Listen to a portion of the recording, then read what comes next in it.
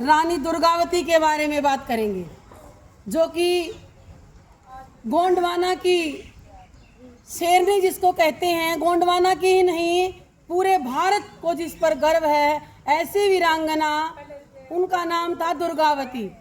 उनका जन्म 5 अक्टूबर 1524 को चंदेल वंश में हुआ।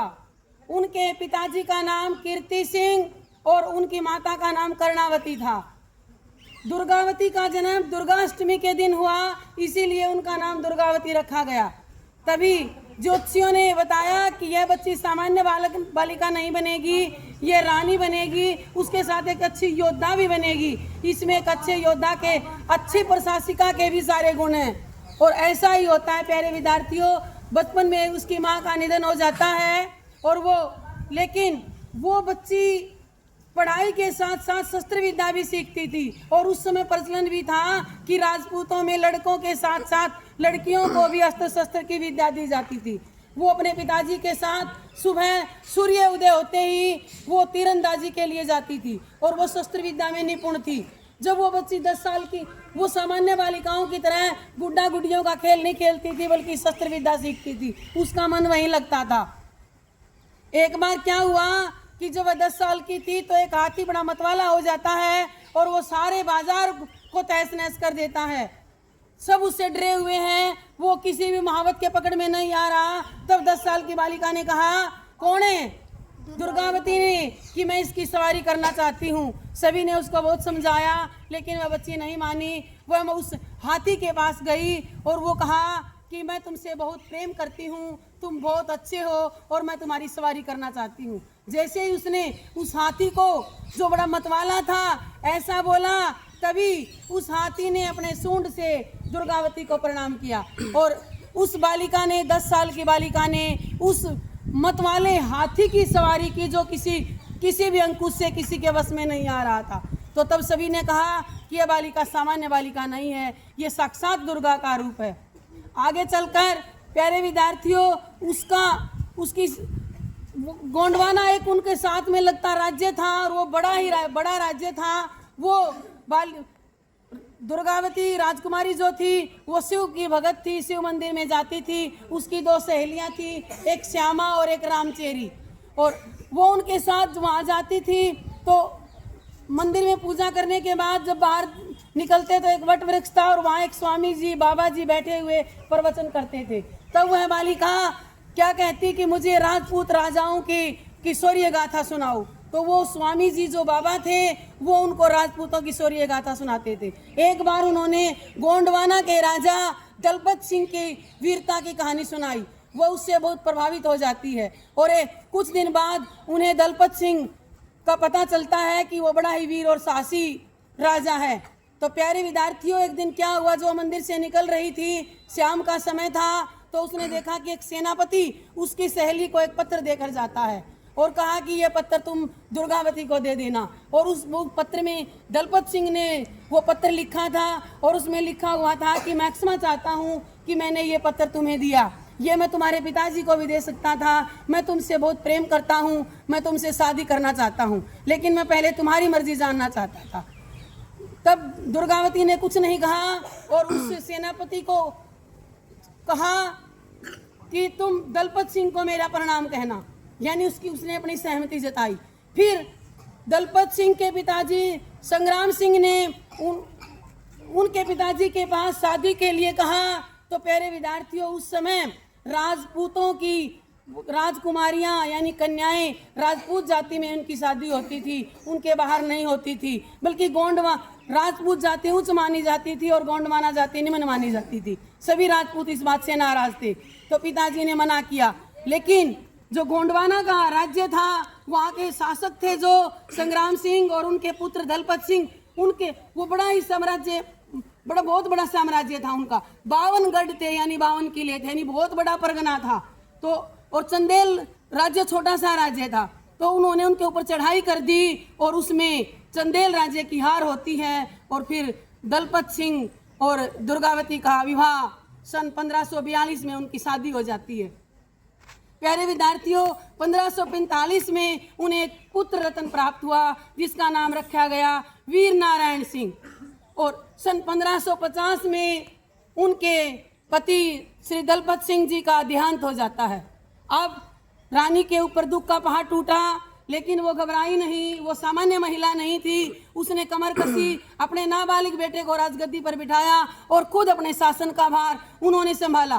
प्यारे विद्यार्थियों, उन्होंने बहुत अच्छा शासन चलाया। 2 सेनापति थे, एक का नाम था आधार सिंह कायस्थ और दूसरे का नाम था मान सिंह ठाकुर। उनकी मदद से उन्होंने बहुत अच्छा शासन चलाया। वह एक कुशल प्रशासिका साबित हुई। उसने बहुत से कुएं खुदवाए, तालाब बनवाए, बावड़ियां बनवाई और तालाब उसने अपने नाम पर जबलपुर में एक तालाब बनवाया जिसका नाम था रानी तालाब, और अपनी जो सहेली थी एक उसके नाम पर चेरी तालाब बनाया, और जो सेनापति थे एक आधार तालाब उनके नाम पर उन्होंने बनवाया। यानी उन्होंने अपने राज्य में वो बड़ी कुशल प्रशासिका साबित हुई और उसकी कीर्ति दूर दूर तक फैलने लगी।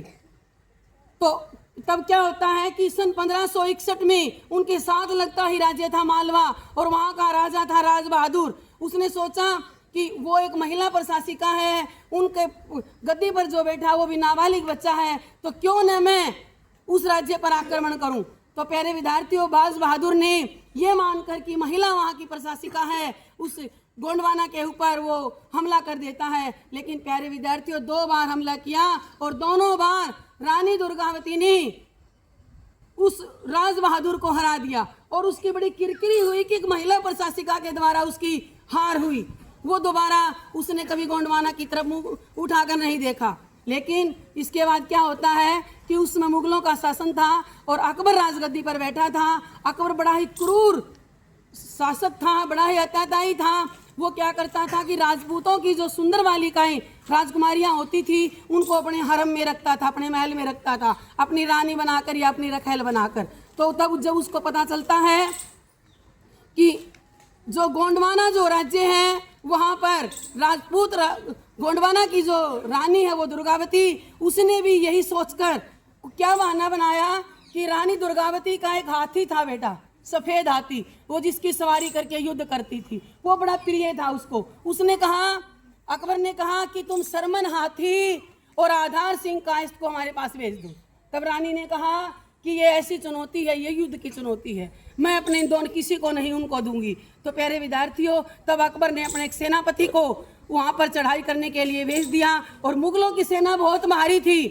उनकी गोंडवाना की वजह से गोंडवाना की सेना थोड़ी थी और उनकी सेना ज़्यादा थी, लेकिन फिर भी रानी दुर्गावती पहले दिन युद्ध जीत जाती है। अगले दिन जब वो युद्ध में जाती है तो प्यारे विद्यार्थियों क्या होता है कि उनकी सेना, मुगलों की सेना रानी दुर्गावती की सेना पर भारी पड़ जाती है और उसका पुत्र वीर कुंवर सिंह भी युद्ध में भाग ले रहा था, अच्छे से युद्ध कर रहा था। तब वो घायल हो जाता है और रानी दुर्गावती ने एक सेनापति को आदेश दिया कि इस बालक, क्योंकि ये राजगद्दी का वारिस है, इसका जीवित रहना जरूरी है, उसको वो सुरक्षित स्थान पर भेज देती है और अपने पुत्र को संदेश भेजती है कि ये मेरा आखिरी दिन है युद्ध में, लेकिन तुम अपने राज्य का ध्यान रखना, अच्छे प्रशासक बनना। और उसने कहा कि जितनी भी हमारी रानियां हैं उनके लिए जौहर का प्रबंध कर दिया जाए। प्यारे विद्यार्थियों, उस समय क्या होता था कि जो भी मुसलमान राजपूत रानियों को, राजकुमारियों को अपने हरम में ले जाते थे तो जौहर की प्रथा क्या थी, तो खुद वो अपने आप को अग्नि देवता को समर्पित कर देती थी, जिंदा ही चिता में जल जाती थी, उसको जौहर प्रथा बोलते थे। तो उन्होंने कहा कि समय कम है, तुम जल्दी से जाकर जौहर का प्रबंध करवाओ। तो उनके पुत्र ने ऐसा ही किया, वहाँ किले के अंदर जाकर जौहर का प्रबंध करवाया गया और जितनी भी महिलाएं थी उन्होंने सब ने अपने आप को अग्नि देवता को समर्पित कर दिया। वहाँ पर सब भस्मीभूत हो जाता है और फिर उनके जो पति थे, जो सेना नायक थे, सेनापति थे, जो सैनिक थे, प्यारे विद्यार्थियों, वो अगले दिन दूने उत्साह के साथ युद्ध करते हैं। लेकिन जब युद्ध में उनका पलड़ा, मुगलों का पलड़ा भारी होता है तो क्या होता है कि रानी के कंधे पर तीर लगा, रानी नहीं घबराई, फेंक दिया। उसके बाद उसकी गर्दन में तीर लगा, उसने वो भी निकाल कर फेंक दिया। उसके बाद उसकी आंख में तीर लगा और तीर उसने निकाल दिया, लेकिन नोक अंदर रह जाती है और वो घबरा जाती है। वो समझ जाती है कि मुगल उसको जिंदा उसका हरण करना चाहते हैं। तो इसीलिए उसने अपने सेनापति आधार सिंह कायस्थ को कहा कि तुम तलवार से मेरी गर्दन अलग कर दो। मैं उनके अधीनता स्वीकार नहीं करना चाहती, लेकिन आधार सिंह ने ऐसा नहीं किया। उसने कहा कि तू कायर है, और खुद प्यारे विद्यार्थियों उसने अपनी तलवार से अपनी छाती में अपनी तलवार घोंप लेती है। कौन है? रानी दुर्गावती। और खुद आत्म बलिदान दिया। उसने ये साबित कर दिया कि किसी की गुलामी को सहन करना अपने स्वाभिमान को खत्म करने से अच्छा है कि मृत्यु को अपने आप को समर्पित कर दिया जाए। तो इस प्रकार रानी की मृत्यु हो जाती है। और जब मुगल किले के अंदर जाते हैं सब महिलाओं का हरण करने के लिए, तो वो क्या देखते हैं वहाँ पर तो सब भस्मीभूत हो चुका है। रानियों ने, सभी रानियों ने, राजकुमारियों ने, जितनी महिलाएं वहाँ पर थी, सब ने अपने आप को अग्नि देवता को समर्पित कर दिया। तो प्यारे विद्यार्थियों, और मुगलों को फिर मुंह की खानी पड़ी। युद्ध किस लिए किया था? उन सुंदर महिलाओं के लिए। वो धन दौलत तो अपार धन दौलत वहाँ से लेकर आते हैं, लेकिन जो उनकी मनसा थी उसमें वे पूरा नहीं होते। तो प्यारे विद्यार्थियों, वो उनकी मृत्यु का दिन था 24 जून 1564। 24 जून को उन्होंने मृत्यु को गले लगा लिया। ऐसी थी हमारे देश की वीरांगना दुर्गावती। आज हम उनको सत सत नमन करते हैं। धन्यवाद।